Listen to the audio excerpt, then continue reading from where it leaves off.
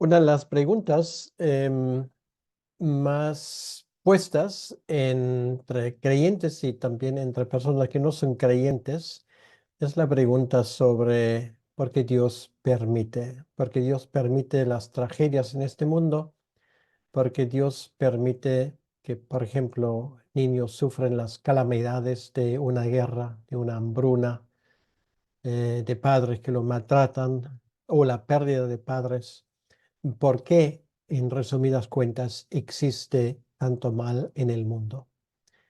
Y la respuesta a esa pregunta no siempre es fácil, pero la Biblia nos da suficientes pautas para poder encontrar unas líneas por las cuales dirigirnos. Y una de estas es la historia que nos cuenta el evangelista Mateo en su segundo capítulo y tiene que ver precisamente con Jesucristo y con sus padres, María y José.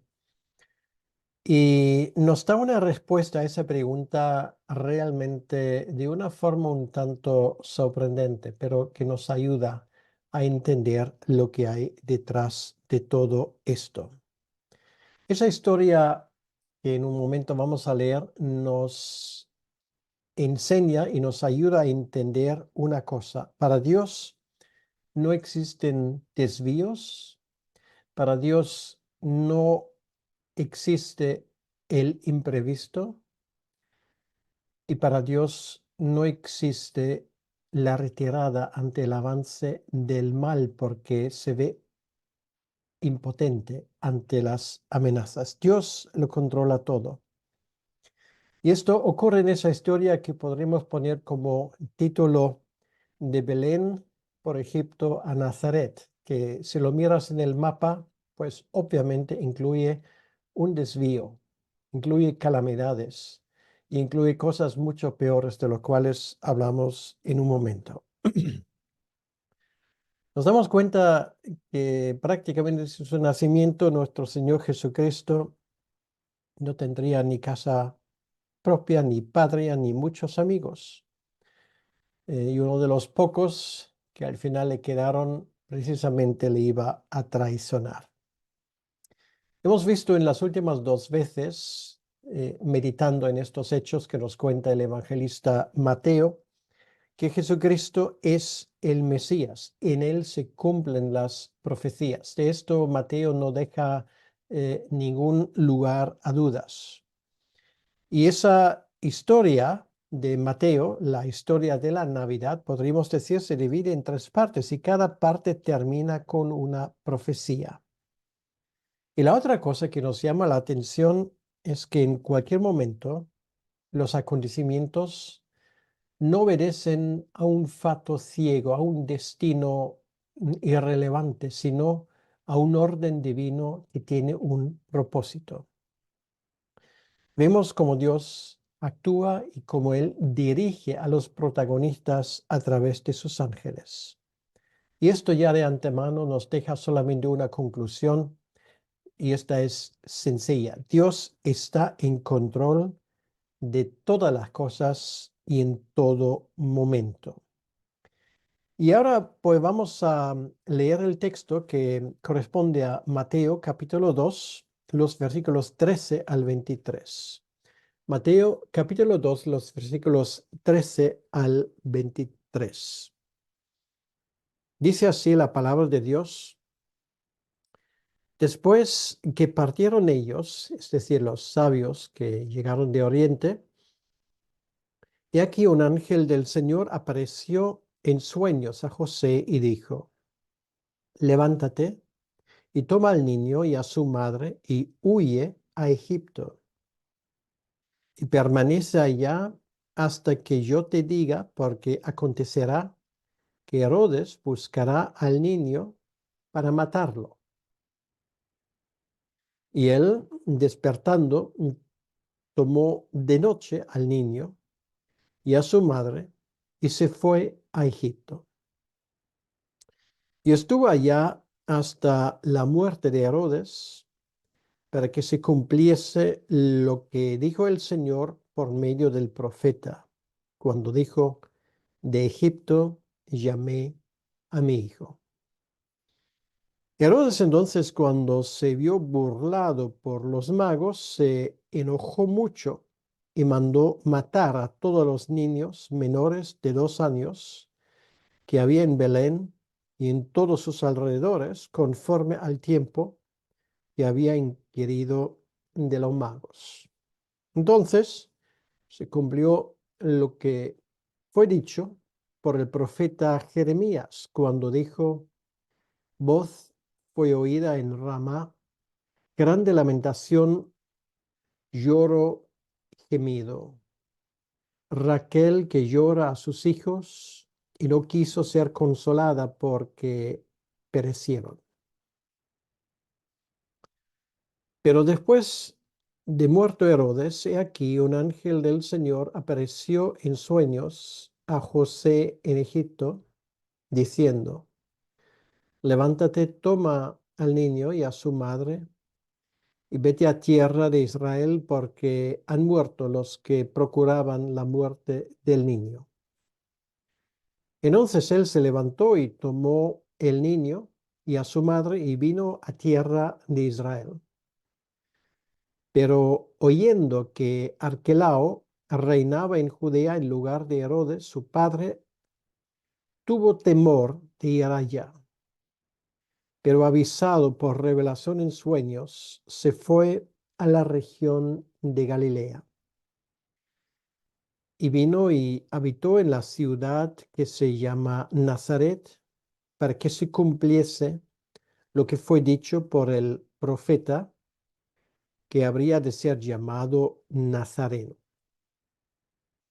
Hasta aquí la lectura de la palabra de Dios y vamos a dedicar ese tiempo al Señor y pedirle que Él nos dé inteligencia para entender lo que acabamos de escuchar. Señor, te damos las gracias por este día en donde vamos a pensar particularmente en este capítulo 2 de Mateo. Ayúdanos a entender lo que nos quieres decir a través de esta historia. Danos oídos para oír y te pido, Señor, que tú bendigas a todos los que nos están escuchando. Te lo pedimos, Señor, en tu nombre. Amén. Bien, la primera parte de ese texto que acabamos de leer, que comprende los versículos 13 al 15, nos habla de la huida a Egipto. Y el aviso llega a través de un mensaje angélico. El texto nos dice que los magoi, los sabios de Oriente, me gusta la palabra más que la palabra mago porque nos da una connotación equivocada. Estos sabios de Oriente se fueron. Muy probablemente lo que vemos aquí ocurre en la misma noche porque el tiempo apremia. Ellos muy probablemente no toman el mismo camino por el cual habían oído, sino seguramente optarían por el camino más corto, pero también mucho más peligroso. Y esto es entrar directamente en tierra de los nabateos, cruzando el río Jordán, bajando la cuesta empinada de Jerusalén a Jericó y luego cruzando el río Jordán para ir directamente, muy probablemente pasando por Petra y luego cruzando el desierto para volver a sus países. Era mucho más peligroso esa ruta, pero obviamente ellos no podían tomar el riesgo para cruzar de nuevo todo el terreno de Judea, porque obviamente Herodes, cuando se dio cuenta de que ellos habían partido sin avisarle, como él había requerido, les hubiese matado por enfado, obviamente. Y de nuevo nos damos cuenta aquí cómo pueden cambiar las cosas tan rápidamente. De la adoración de los sabios que llegaron de Oriente, llegamos bruscamente, como acaba de decir, como dice aquí, de noche, estamos hablando muy probablemente de la misma noche después de que ellos partieron. em, y Jesús y sus padres pues tienen que huir, mientras que los sabios pues van rumbo al este. Jesucristo y sus padres irían rumbo al oeste, camino hacia Egipto. Es muy interesante también la forma como el ángel habla aquí con José. Dice, después que partieron ellos, que decir los sabios, y aquí un ángel del Señor apareció en sueños a José y dijo, levántate y toma al niño. Él no dice, toma a tu hijo, ¿vale? Porque a esas alturas, obviamente, José está perfectamente consciente de que él es el padre adoptivo, que este hijo iba a heredar de su padre el derecho de sentarse sobre el trono de Israel, pero por línea sanguínea, la conexión con David sería a través de su madre. Entonces, es muy interesante cómo el evangelista, con mucha exactitud y con mucho cuidado, usa aquí las palabras adecuadas. Entonces, la orden es huir a Egipto. El texto de Mateo no nos dice exactamente a dónde tienen que huir, ni se lo dice a José de momento. De nuevo, la soberanía de Dios encuentra a la necesidad de la acción humana y las dos cosas que para nosotros muchas veces son o parecen tan contradictorios, no son ninguna contradicción para Dios. Dios no los transporta sobrenaturalmente a Egipto, sino em, ellos tienen que emprender ese viaje, tienen que levantarse y hacer el esfuerzo. El tema es que tienen que llegar a un lugar fuera de la jurisdicción de Herodes donde puedan estar seguros. En Egipto estamos hablando del delta del Nilo, muy probablemente en la zona donde unos 1400 a 1800 años antes estuvieron los antepasados de José y María, los israelitas. Ellos estarían en el país de Gosen, en la cercanía de la ciudad de Tanis, y esto corresponde a la parte oriental del delta del Nilo. Allí siguió habiendo judíos. Y en el otro lado, en la parte occidental, allí está la ciudad de Alejandría, donde hay una minoría muy importante de judíos. Por lo tanto, podemos partir del hecho de que en algún sitio en esa zona norteña, en el delta del Nilo, había posiblemente unos judíos que estaban dispuestos a dar acogida a José y a María y a su hijo, y que además es posible que allí pues tenían incluso familiares, tal vez familiares lejanos. Obviamente estaban bien provistos, podían comprar lo necesario, tenían el oro y tenían las especies que habían traído los sabios, el incienso y la mirra, que también era muy valioso, por lo tanto podían costearse el viaje sin problemas y de momento podían vivir de lo que estos regalos les daban. Cruzarían seguramente los montes de Judá para bajar hasta la costa. Estamos hablando de bajar barrancos, cuestas empinados hasta llegar a Asdod, Ashkelon y pasando por la ciudad de Gaza, siguiendo la costa hasta Alejandría.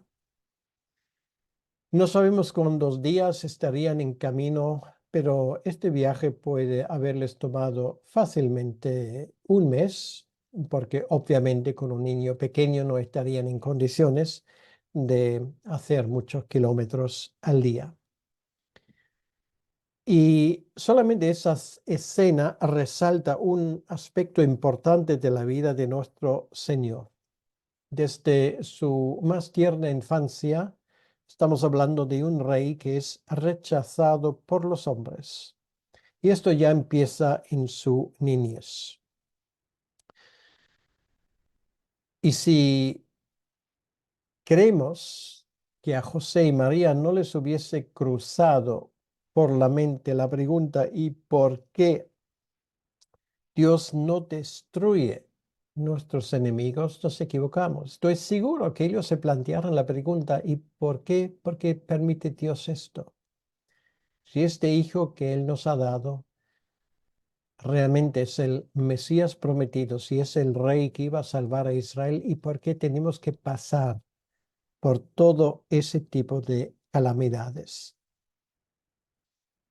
Tenían que dejar atrás sus familiares, tenían que dejar atrás su propiedad que por orden del César en Roma, Augusto, ellos tenían que haber reclamado en el pasado y lo tenían que dejar atrás. Fue su casa durante unos 2 años y ahora ya no sería. Les esperaba, humanamente hablando, un futuro incierto. No sabían cuánto tiempo iban a quedar en Egipto, ni sabían a dónde se iban a dirigir después. Pero vemos una cosa, aunque ellos no lo sabían, Dios lo sabía perfectamente. Y esto es el gran consuelo para nosotros. Sí, nosotros no somos capaces ni averiguar el paso siguiente que damos.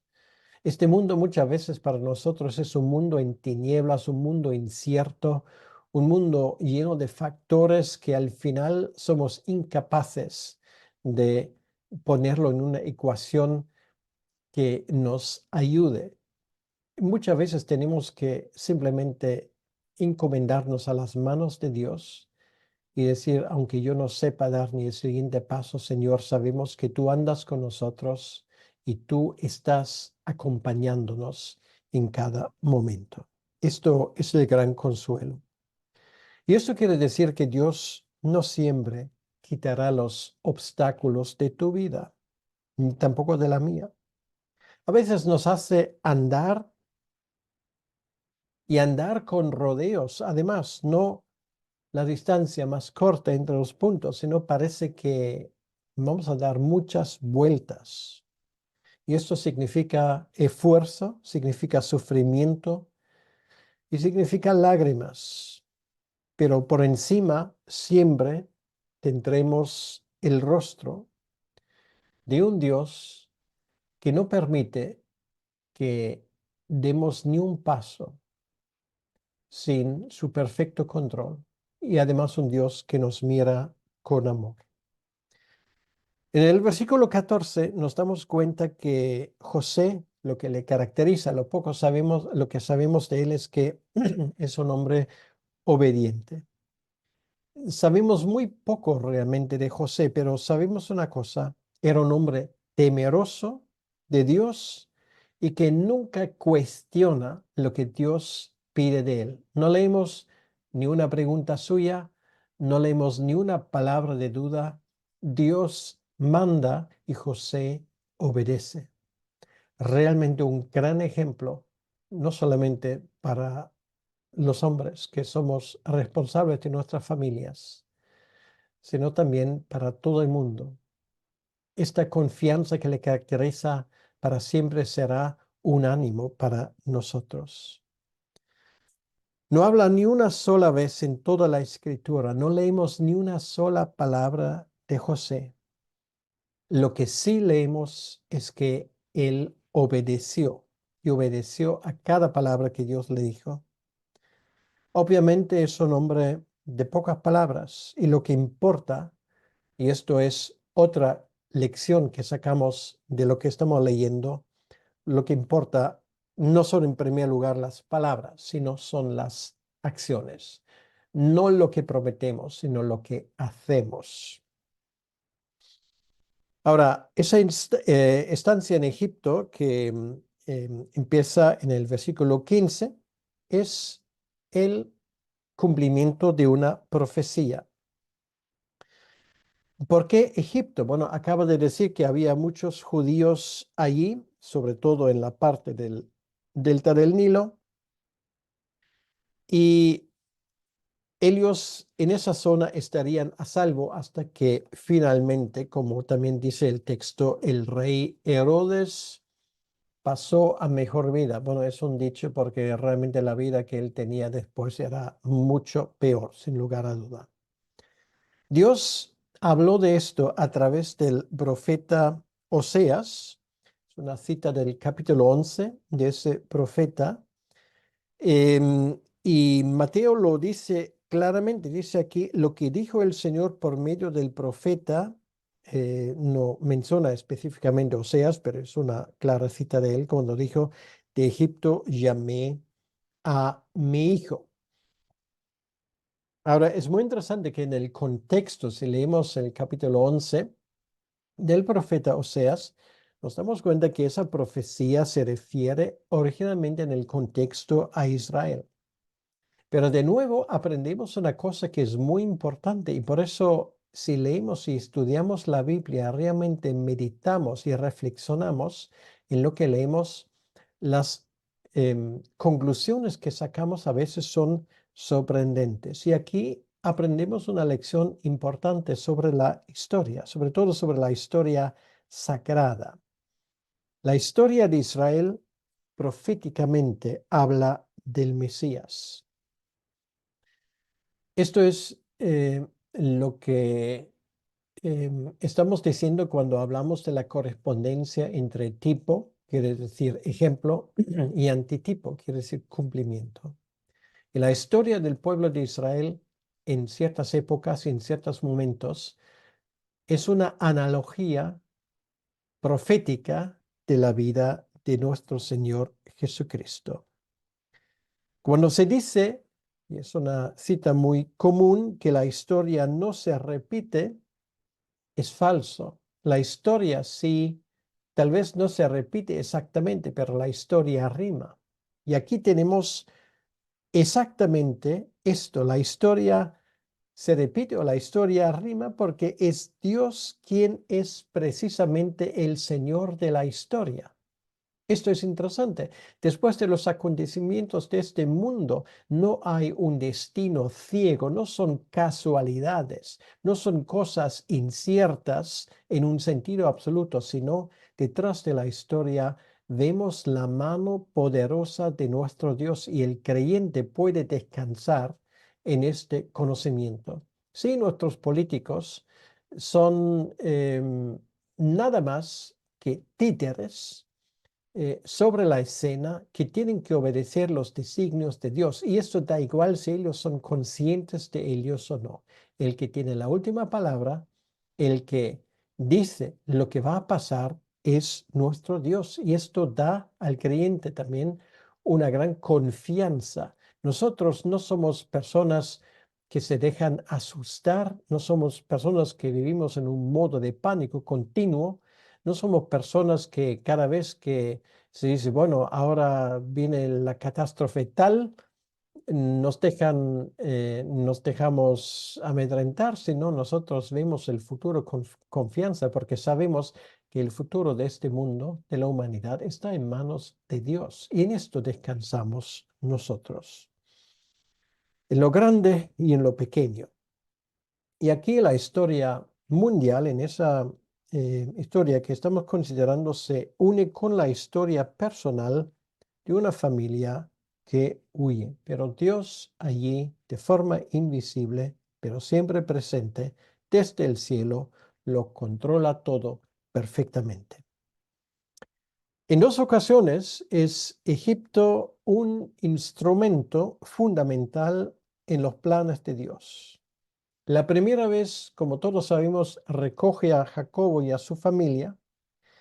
Jacobo que luego cambia el nombre o Dios le cambia el nombre en Israel y a sus hijos para salvarles la vida de esa gran hambruna. Y la segunda vez acoge a Jesús y a sus padres para salvarles la vida, esta vez no de una hambruna, sino de un sinvergüenza en el trono de Judea que es Herodes.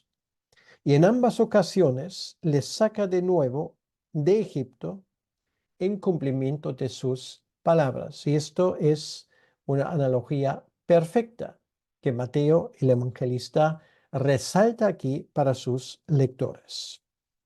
Con esto llegamos a la segunda escena que también en su momento va a terminar con una cita del Antiguo Testamento. Eso empieza con el enfado de Herodes. Quiere decir que en algún momento Herodes el Grande, como se dice, se da cuenta que ha sido engañado. Bueno, uno se pregunta, ¿y por qué no enseguida va detrás de estos sabios? Bueno, una de las razones nos enseña la historia porque en aquellos tiempos que coincide precisamente con el nacimiento de Jesucristo y con el tiempo posterior que coincide con la visita de los sabios de Oriente, hay continuas amenazas de golpe de Estado. Entonces Herodes, por un momento, tiene que dedicarse a otra cosa y es justo ese momento cuando los sabios de Oriente hacen su visita de relámpago y luego desaparecen. Ahora, cuando el engañador se da cuenta que ha sido engañado, su enfado, como suele ser habitual en él, es monumental.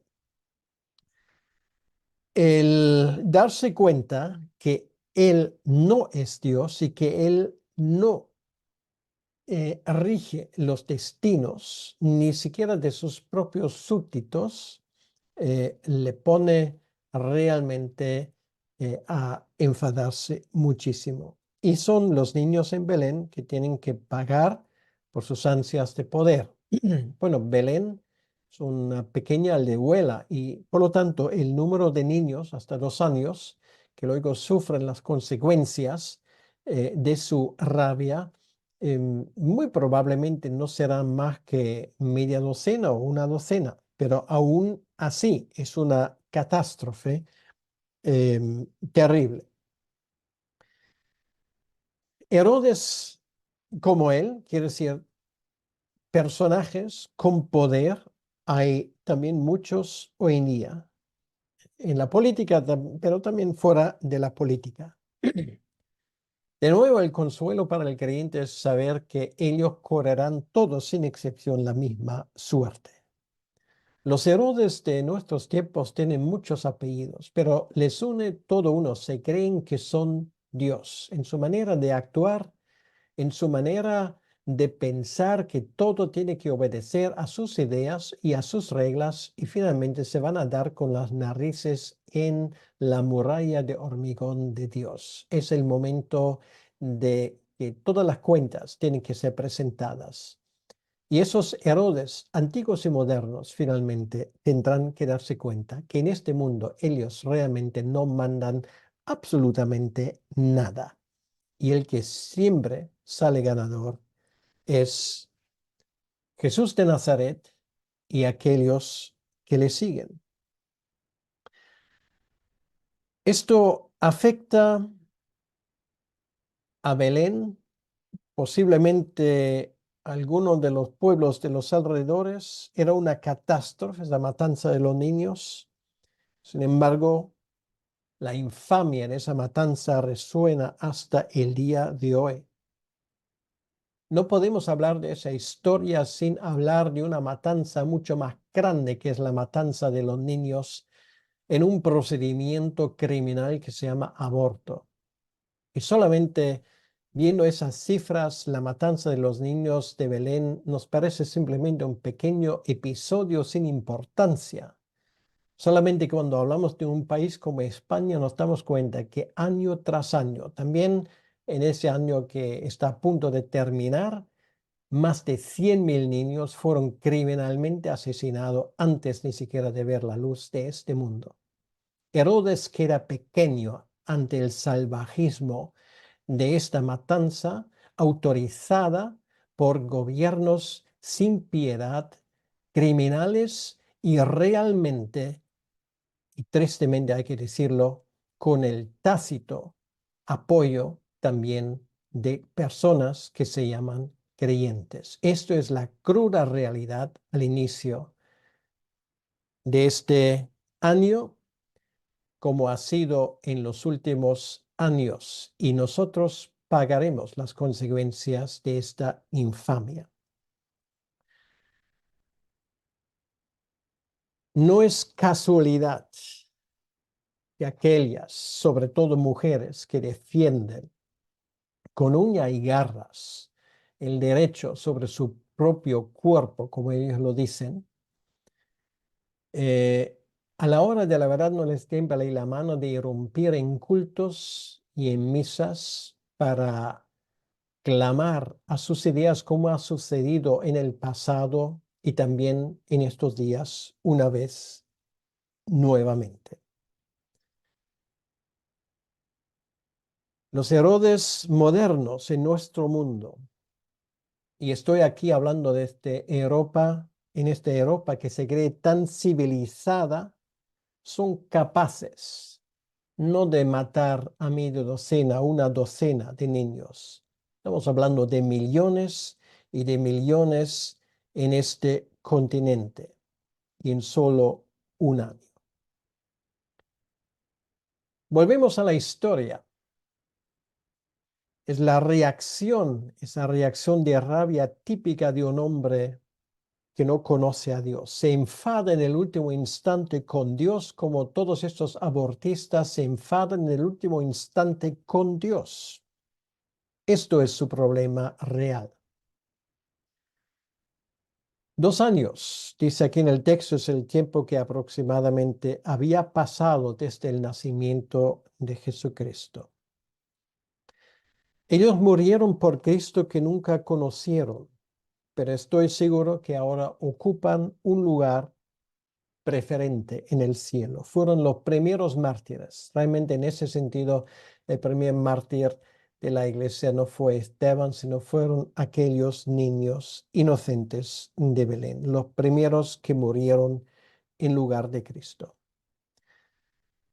Y ahora volvemos a la pregunta que nos planteamos al inicio. Dios no impidió esta catástrofe. Para los padres era un infierno ver cómo su hijo de corta edad fue descuartizado por esa matanza ordenada por Herodes. Pero estoy seguro que, igual que los niños están en los brazos de Jesucristo, muchos de estos padres también finalmente conocerían al Mesías. Y hoy están reunidos de nuevo con sus hijos queridos en la gloria. Muchas de estas cosas lo vamos a conocer en algún momento cuando también estemos ahí. Nos vamos a dar cuenta que Dios es capaz de escribir letras muy bien equilibradas sobre los renglones torcidos de la historia humana. Dios no impidió esa catástrofe, pero finalmente de esa catástrofe salió la redención para la humanidad. Y de nuevo, aquí nos damos cuenta que es cumplimiento de una profecía. Nos indica el evangelista Mateo en los versículos 17 y 18. Rama originalmente fue el lugar donde los judíos fueron reunidos para ser llevados al cautiverio. Se trata de la rama en el territorio de Benjamín. Raquel está enterrado en un sitio a poca distancia del lugar donde nació Jesucristo, en la zona de Judea. Pues ahí está el cumplimiento. Voz fue oída en Ramá, grande lamentación y lloro y gemido, Raquel que llora a sus hijos. Estamos hablando de los hijos que en su momento murieron en esa hecatombe de la destrucción de Jerusalén por los babilonios. Pues la historia se iba a repetir. Y esto nos pone ahora en la tercera escena que de nuevo termina con un versículo bíblico que demuestra el cumplimiento de una profecía. De nuevo nos indica Mateo que el acontecimiento que viene ahora cumple lo que Dios había anunciado. Y estamos hablando de la vuelta a Nazaret que nos describen los versículos 19 al 23. La muerte de Herodes ya es oficial. Herodes muere por todo lo que sabemos hoy entre enero y abril del año 1 antes de Cristo. Entonces, nos damos cuenta de una cosa, los Herodes de este mundo tienen fecha de caducidad. Algún día a cada uno les llega la hora, y Herodes no sería una excepción. Si alguien quiere saber cómo murió Herodes en su momento, bueno, Josefo nos da un relato horrible de su muerte. Y en este contexto les voy a ahorrar los detalles porque posiblemente le va a cortar la digestión. Mateo no entra en detalles, no le dedica ni una frase, ni media frase, ni una palabra. Herodes ya desde hace 2000 años se encontró con su juez, sus rabietas, su egoísmo, su afán por el poder y la riqueza finalmente no le sirvieron absolutamente nada. Pero hasta el final de los días, este Herodes va a ser paradigma, va a ser ejemplo de lo que es maldad. Y Herodes, como ya dije anteriormente, hasta el día de hoy, tiene muchos discípulos que nos están gobernando en estos tiempos. Es una gran lección. La lección es simplemente que los tiranos de este mundo algún día tienen que vérselas con su Dios. Y da igual cómo se llamen, da igual de qué dinastía son, da igual cuántas armas poseen, algún día van a estar delante de su Dios y allí no les servirá para nada el poder que creían tener aquí en la tierra. Negar la responsabilidad delante de este Dios es el pecado mortal de todos aquellos que tienen autoridad en nuestros días. El abuso de autoridad es un pecado grave delante de Dios. El que no desempeña sus funciones en el temor de Dios, finalmente recibirá un doble y un triple castigo de ese Dios que no deja que se burle de él. Y nos damos cuenta una vez más que la mano del niño Jesús es más fuerte que el puño del rey malvado. Y es de nuevo que un ángel le da la noticia a José, es Dios quien ordena todas las cosas. La historia secular no es otra cosa que Dios actuando en el día a día. No lo olvides, por favor. Y hay de aquellos poderosos que creen que son ellos el centro de su universo. Se equivocan y algún día se van a dar cuenta de cuánto se han equivocado. Hay una poesía de William Ernest Henley, Invictus, que por cierto dio el título a esa famosa película sobre la vida de Nelson Mandela. En esa em, poesía, Invictus, se habla del hombre que cree ser el forjador de su propio destino. Y dice, no importa cuán estrecho sea el portal, cuán cargada de castigos la sentencia, soy el maestro de mi destino, soy el capitán de mi alma. Bueno, esto al final no fue ni Nelson Mandela, ni fue ninguno de los políticos de nuestros tiempos. Aquellos que se creyeron que eran los maestros de su destino, los capitanes de su alma, todos y sin excepción en algún momento, como muy tarde, un segundo después de su muerte, se tenían que dar cuenta de que se habían equivocado terriblemente. De nuevo nos damos cuenta de la obediencia de José en el versículo 21. No hay ninguna queja de su parte, ningún razonamiento. José se da cuenta que es simplemente un estadista, no el protagonista, es simplemente un siervo, no es el maestro. Y este reconocimiento nos viene bien a todos. Obviamente quiere ir a Judá, quiere volver allí a su casa, pero se da cuenta ahora que Arquelao es el sucesor de Hebreo.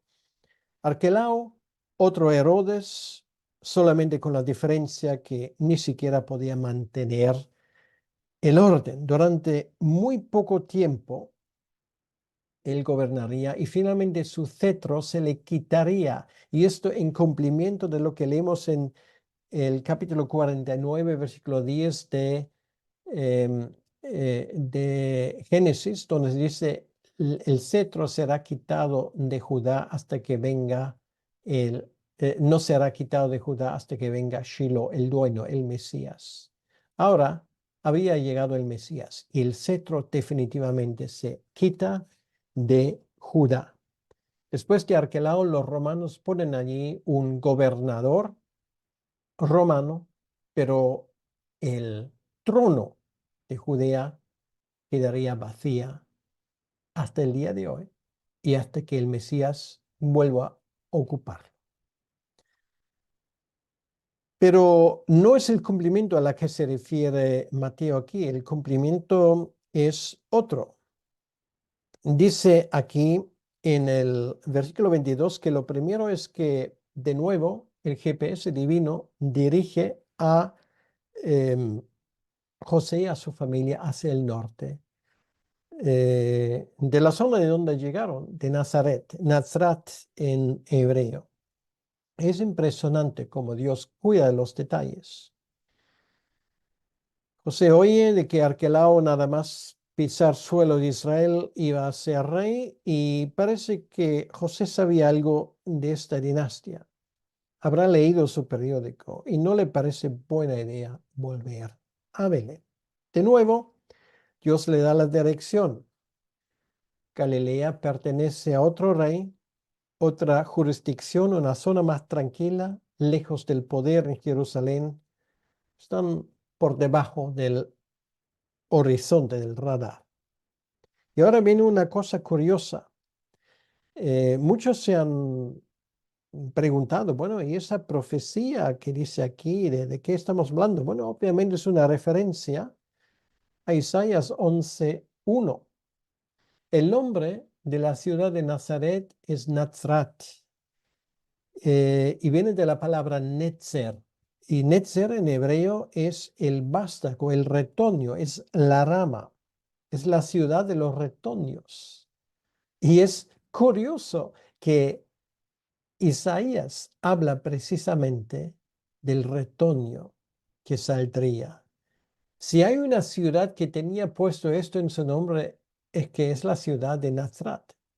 De Beit Lehem, la ciudad, la casa de pan, que simbólicamente habla de que la función de Jesucristo ahora van a otra ciudad que de forma profética proclama otra profecía. Sería el retoño, el vástago, Jesucristo. Y es curioso que los judíos hasta el día de hoy, cuando hablan de Jesucristo, hablan de Yeshua HaNotzri, eh, Jesús el vástago, el retoño o el nazareno, según se quiere traducir. Pero hay otro aspecto.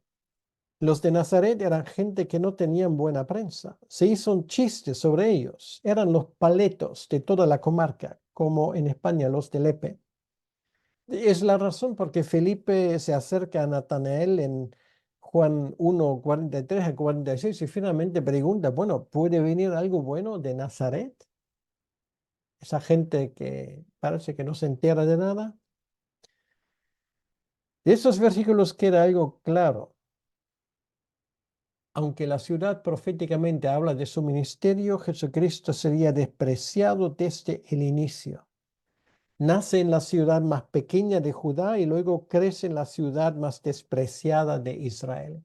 Aunque ambas ciudades proféticamente en su nombre recogen aspectos importantes de la vida de Jesucristo, aún así eran las dos ciudades menos importantes de Israel. En conclusión, queridos, Jesús está en control y de eso no cabe ninguna duda. Es la gran lección de esta historia. Contra los designios eternos de Dios, el puño alzado en rabia de los hombres no consigue absolutamente nada. Al final va a vencer el Mesías. Es el gran mensaje de la Navidad.